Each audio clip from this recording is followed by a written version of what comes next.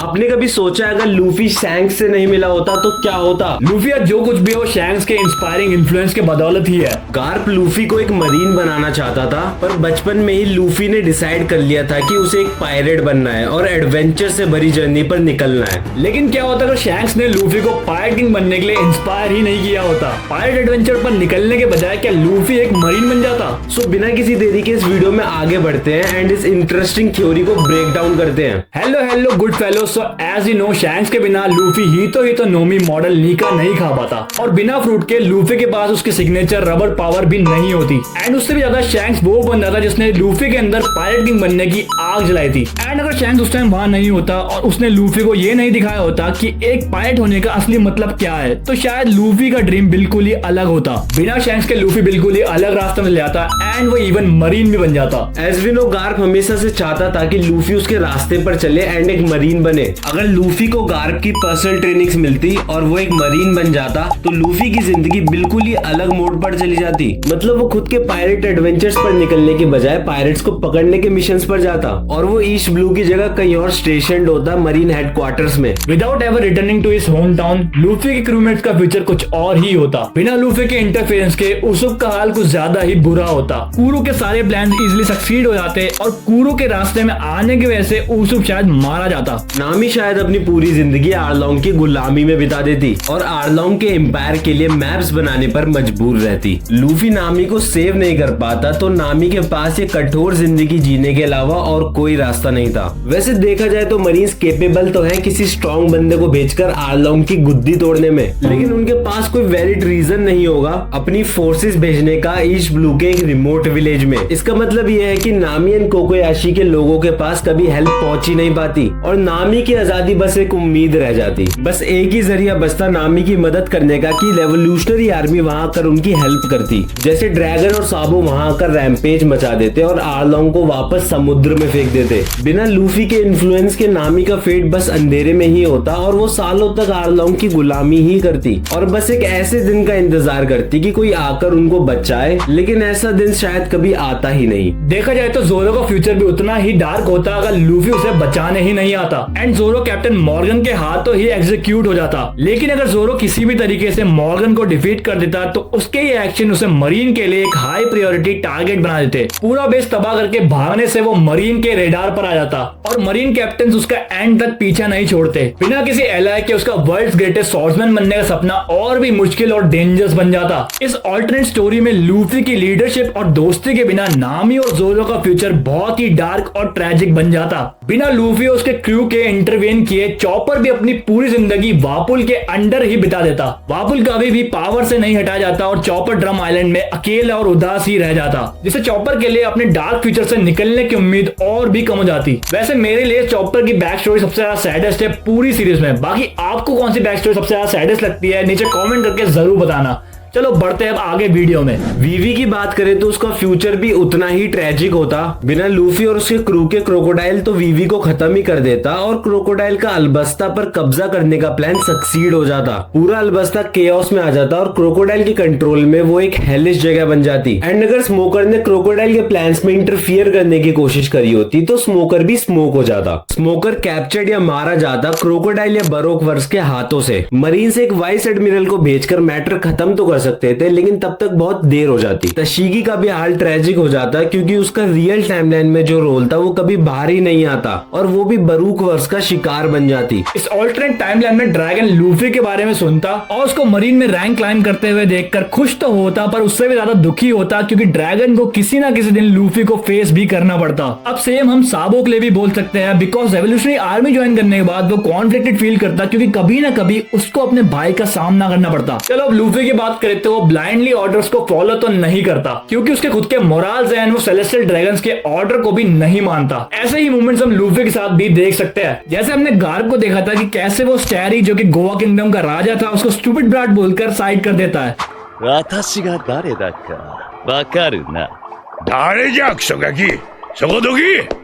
जैसा हमने देखा था कि लूफी कैसे सेंट कार्लोस को एपिसोड 396 में मुक्का मारता है, मतलब ऐसे ही मोमेंट्स हमें ऑल्टरनेट टाइमलाइन में देखने को मिलते हैं। टैलेंट और पावर्स के बावजूद लूफी की रेबेलियस नेचर उसके लिए मरीन्स की गुड ग्रेसेस में रहना मुश्किल बना देती। ये इंटरनल कॉन्फ्लिक्ट लूफी के sense of justice and marine के रिलेटेड स्ट्रक्चर को ऑर्गेनाइजेशन पर सवाल उठाने के लिए जरूर मजबूर करता है, लेकिन ड्रैगन एंड साबो के खिलाफ लड़ने की पॉसिबिलिटी उसके ऊपर काफी भारी पड़ती, जो उसके डिसीजंस और इस ऑल्टरनेट पाथ में उसके चॉइसेस को डीपली शेप करता। अब बिना लूफी एंड उसके क्रू के इंटरफेरेंस के गेक्को मोरिया थ्रिलर बार्क पे ही रहता और मेजर कॉन्फ्लिक्ट्स को अवॉइड करते हुए अपने एक्सपेरिमेंट्स कंटिन्यू रखता। वॉरलॉर्ड होने के नाते वर्ल्ड गवर्नमेंट उसको बुलाती जब नीड होती, जैसे मारिनफोर्ड वॉर, पर उसका मेन गोल तो वही रहता है कि उसे एक दिन काइडो से बदला लेना है। लेकिन काइडो का सामना करना मोरिया के लिए एक डाउनफॉल हो सकता था। अगर वो काइडो को कभी चैलेंज भी करता तो ये तो बस एक होपलेस बैटल होती। इस फाइट में मोरिया की मौत पक्का हो ही जाती। आखिर में मोरिया अपनी पुरानी ग्लोरी कभी क्लेम कर ही नहीं पाता, उसका रिवेंज तो कभी पूरा ही नहीं हो पाता एंड इसी के साथ गेक्को मोरिया की फाइल क्लोज हो जाती। रॉबिन अपनी पोनीग्लिफ्स की तलाश जारी रखती एंड क्रोकोडाइल के साथ तब तक रहती जब तक उसका गोल पूरा नहीं होता। बिना लूफी और स्ट्रॉ हैट्स के बरोक वर्क्स को डिस्टर्ब करे बिना रॉबिन क्रोकोडाइल के अंदर तब तक काम करती जब तक उसके प्लान्स फुलफिल नहीं हो जाते, या फिर उसे क्रोकोडाइल से और कोई फायदा दिखाई नहीं देता और वो अपना मस्त छुप कर रहती जब तक मरीन्स क्रोकोडाइल को पकड़ नहीं लेते। फ्रैंकी की बात करें तो बिना लूफी के इंटरवेंशन के मरीन फ्रैंकी को इंपेल डाउन में ढाल ही देते। अब ये सब फ्रैंकी की जर्नी पर ताला मार देते क्योंकि फ्रैंकी इंपेल डाउन में बहुत खतरनाक क्रिमिनल्स के साथ बंद होता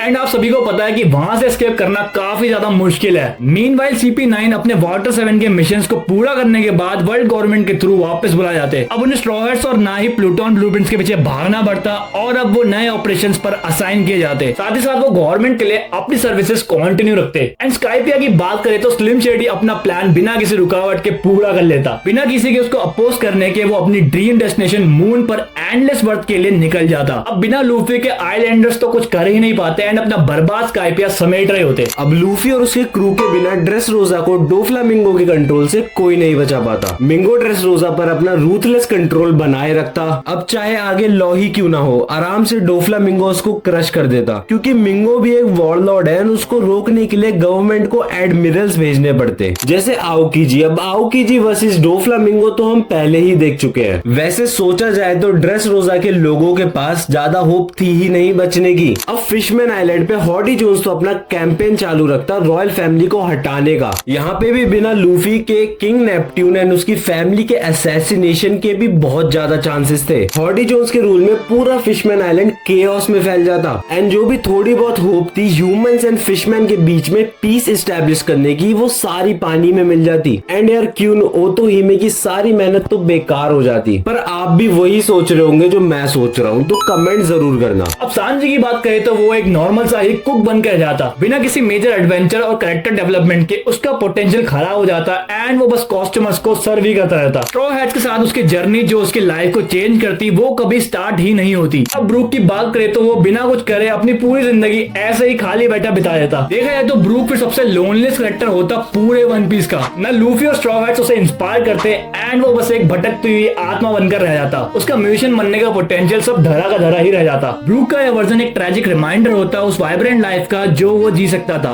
अगर उसे एक ऐसा क्रू मिलता जो उसकी स्पिरिट और एबिलिटीज को वैल्यू करता। एंड कोबी बस एक हेल्पलेस किड बनकर रह जाता क्योंकि उसमें मोटिवेशन और इंस्पिरेशन मिसिंग होती जो कि उसे लूफी ने दी थी। लूफी तो कहीं बहुत दूर नेवी हेडक्वार्टर्स में होता एंड वो कभी कोबी से मिल भी नहीं पाता, जो कि कोबी को चैलेंज करता और पुश करता ज्यादा स्ट्रॉन्ग होने के लिए। दूसरी तरफ Mihawk strongest swordsman in the world अपनी पोजीशन पर ही रहता क्योंकि उसके मुकाबले का स्वॉर्ड्समैन उसके सामने होता ही नहीं। उसका टाइटल बिना किसी चैलेंज के बना रहता और वो अपने स्किल्स को और भी ज्यादा रिफाइन करता रहता एक अनमैच्ड वॉरियर बनकर। मिहोक को एक ट्रू चैलेंजर की कमी हमेशा महसूस होती रहती बिना जोरो के। वन पीस की दुनिया एक काफी डार्क जगह बन जाती जहाँ कई कैरेक्टर्स अपने ऑपरेशन और हेल्पलेसनेस की साइकिल में अटके रहते। जो ग्रैंड एडवेंचर्स और बैटल्स हम जानते और प्यार करते हैं वो कभी अनफोल्ड ही नहीं होती। लूफी के बिना ये स्टोरी अपना हार्ट और स्पिरिट खो देती और वो जॉय और इंस्पिरेशन जो कि उसकी जर्नी में थी वो तो कभी सामने ही नहीं आती। अब मारिनफोर्ड वॉर तो सिमिलर ही होती ओरिजिनल वॉर से, बस कुछ क्रिटिकल डिफरेंसेस के साथ। जहां हमने गार्प को देखा था वही सेम पोजीशन में हम लूफी को भी देखते कि लूफी अपनी ड्यूटी निभाए या फिर अपने भाई को बचाए। यहाँ पे दो आउटकम हो सकते हैं, पहले कि लूफी एस को बचाए और उसको नेवी छोड़नी पड़ती और उसके रास्ते फिर अलग हो जाते। जाते, या फिर लूफी अपने ही हाथों से अकाइनु की जगह एस को मार देता, जो कि कुछ सुनने में एंड सोचने में बहुत ही ज्यादा पेनफुल है। चलो अब आगे बढ़ते हैं एंड लूफी की पावर्स की बात करते हैं। जिसका मतलब ये है कि लूफी के पास कोई रबर एबिलिटी नहीं होती, गियर्स नहीं होते,